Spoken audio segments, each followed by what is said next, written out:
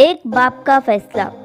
क्या बताऊं मम्मी, आजकल तो बासी कड़ी में भी उबाल आया हुआ है। जब से पापा जी रिटायर हुए हैं, दोनों लोग फिल्मी हीरो हीरोइन की तरह दिन भर अपने बगीचे में ही झूले पर विराजमान रहते हैं। न अपने बालों की सफेदी का लिहाज है, न बहू बेटे का। इस उम्र में दोनों मेरी और नवीन की बराबरी कर रहे हैं। ठीक है माँ, मैं आपसे बाद में बात करती हूँ। शायद सासू माँ आ रही हैं। सासू माँ ने बहू की बातें कमरे के बाहर सुन ली थी, पर नजरअंदाज करते हुए खामोशी से चाय सोनम को दे दी।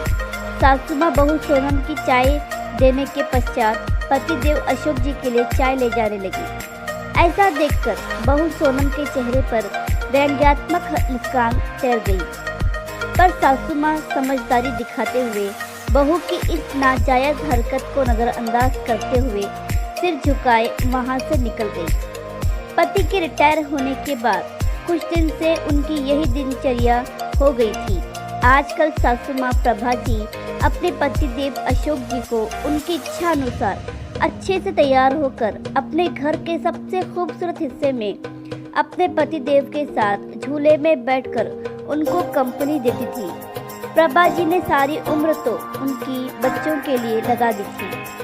कोठीनुमा घर अशोक और प्रभा का जीवन भर का सपना था, जो उन्होंने बड़ी मेहनत से साकार किया था। ऐसे मनमोहक वातावरण में वहां पर लगा झूला मन को असीम शांति प्रदान करता। पहले वह और अशोक इस मनमोहक जगह में कम समय के लिए ही बैठ पाते थे। प्रभा जी अनमनी होती तो अशोक बड़े जिंदादिल शब्दों में कहती, पार्टनर, रिटायरमेंट के बाद दोनों इसी झूले पर साथ बैठेंगे और खाना भी साथ में ही खाएंगे। आपकी हर शिकायत हम दूर कर देंगे। फिलहाल हमें बच्चों के लिए जीना है। बच्चों के करियर पर बहुत कुछ बलिदान करना पड़ा। खैर, अब बेटा अच्छी नौकरी में था और बेटी भी अपने घर की हो चुकी थी। रिटायरमेंट के बाद घर में थोड़ी रौनक रहने लगी थी। अशोक जी को भी घर में रहना अच्छा लग रहा था। पहले तो बड़े पद पर थे तो कभी उनके कदम घर में टिकते ही नहीं थे, लेकिन उनकी बहू सोनम अपने पति नवीन को उसके माता पिता के लिए ताने देने का कोई मौका न छोड़ती। उसने उस कोने के बगीचे से छुटकारा पाने के लिए नवीन को एक रास्ता सुझाते हुए कहा, क्यों ना हम बड़ी कार खरीद दें नवीन? आइडिया तो अच्छा है, पर रखेंगे कहाँ? एक कार रखने की ही तो जगह है घर में। नवीन थोड़ा चिंतित स्वर में बोला, जगह तो है ना, वो गार्डन तुम्हारा जहाँ आजकल दोनों लव बर्ड्स बैठते हैं। सोनम व्यंग्यात्मक स्वर में बोली। थोड़ा तमीज से बात करो, नवीन क्रोध से बोला। लेकिन फिर भी सोनम ने अपने पति को पापा जी से बात करने के लिए मना ही लिया। अगले दिन नवीन कुछ कार की तस्वीरों के साथ शाम को अपने पिता के पास गया और बोला, पापा, मैं और सोनम एक बड़ी गाड़ी खरीदना चाहते हैं। पर बेटा, बड़ी गाड़ी तो घर में पहले ही है, फिर उस नई गाड़ी को रखेंगे भी कहाँ? अशोक जी ने प्रश्न किया। ये बगीचा है ना, यही गैराज बनवा लेंगे। वैसे भी सोनम से तो इसकी देखभाल होने से रही, और मम्मी कब तक देखभाल करेगी? इन पेड़ों को कटवाना ही ठीक रहेगा। वैसे भी सब जड़ें मजबूत कर घर की दीवारें कमजोर कर रहे हैं। ये सुनकर प्रभा जी तो वही कुर्सी पर सीना पकड़कर बैठ गई। अशोक जी ने क्रोध को काबू में करते हुए कहा, मुझे तुम्हारे माँ से बात करके थोड़ा सोचने का मौका दो। क्या पापा, मम्मी से क्या पूछना? वैसे भी इस जगह का इस्तेमाल भी क्या है?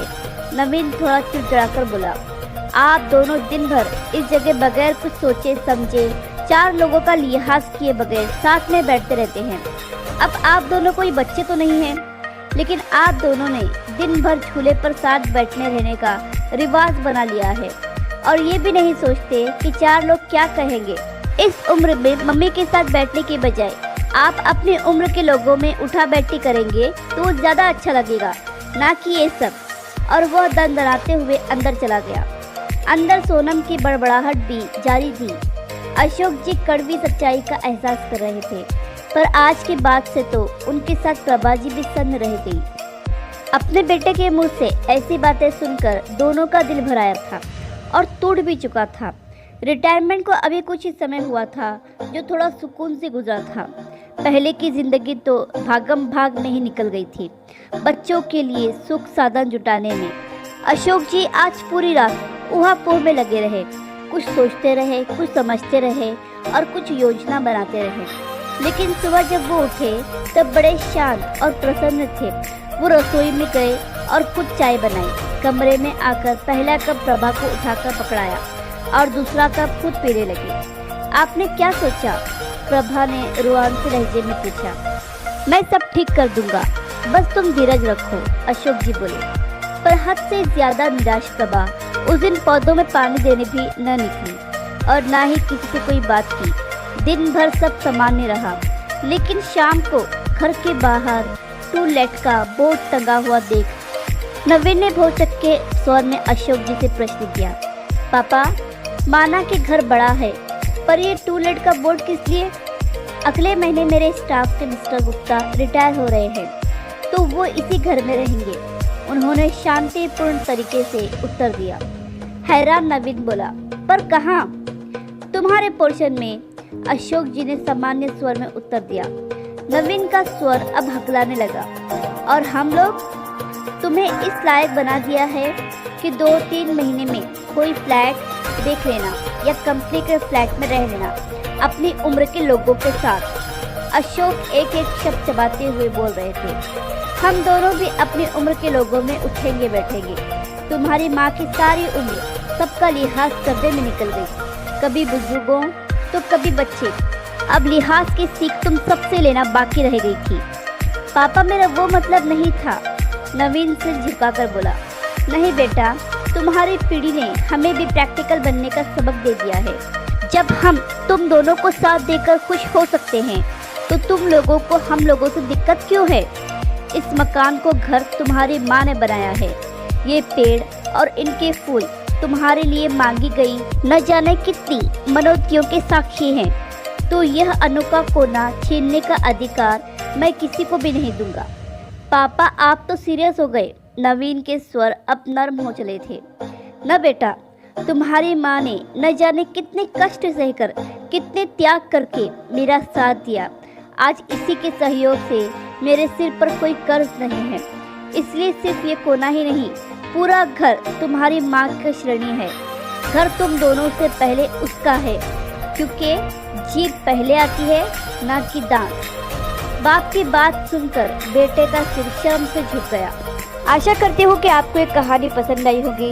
इस कहानी पर आपकी क्या राय है, हमें कमेंट करके ज़रूर बताइए। कहानी पसंद आई हो तो लाइक, सब्सक्राइब और शेयर जरूर करें।